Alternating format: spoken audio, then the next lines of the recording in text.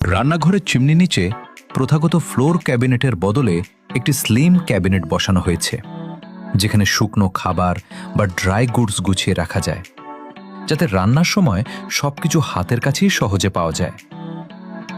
পাশের ক্যাবিনেট সরিয়ে ফ্রিজের স্থান করা হয়েছে, যার উপরের অংশ দেয়ালে ফিট করা, এবং পাশে একটি পুল আউট ক্যাবিনেট অর্থাৎ টেনে বের করার মতো ড্রয়ার ডিজাইন করা হয়েছে, যেখানে অনায়াসেই বিভিন্ন ধরনের বোতল সাজিয়ে রাখা সম্ভব। রান্নাঘরের উপরের দিকে ফিক্সড করা ওভারহেড ক্যাবিনেটের বদলে পেছনের দেয়ালে হ্যাঙ্গিং ক্যাবিনেট লাগানো হয়েছে, যেখানে আপনারা সচরাচর প্রয়োজন হয় না এমন সব গৃহস্থালী সরঞ্জাম সহজেই গুছিয়ে রাখতে পারবেন। এর ঠিক নিচেই একটি টপ ক্যাবিনেট বা ওপরের আলমারি রয়েছে, যেখানে ড্রাই গুডস অর্থাৎ শুকনো খাবার রাখা যাবে, এবং একদম নিচের খোলা ওপেন শেলফ বা তাকে পেঁয়াজ ও সসের মতো প্রয়োজনীয় জিনিসগুলো সাজিয়ে রাখা সম্ভব। সিঙ্ক এরিয়া 10 সেমি উঁচু করা হয়েছে, যেন থালা বাসন মাজার সময় আপনাকে খুব বেশি নিচু হতে না হয়।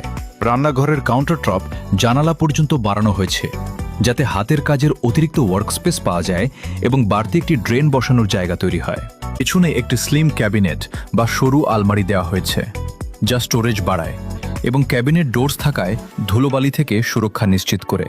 নিচের দিকে একটি round bar style counter top রয়েছে, যেখানে ট্র্যাক প্লাগ দেওয়া হয়েছে, যাতে ছোট ছোট অ্যাপ্লায়েন্সেস বা বৈদ্যুতিক সরঞ্জামগুলো অনায়াসেই ব্যবহার করা যায়।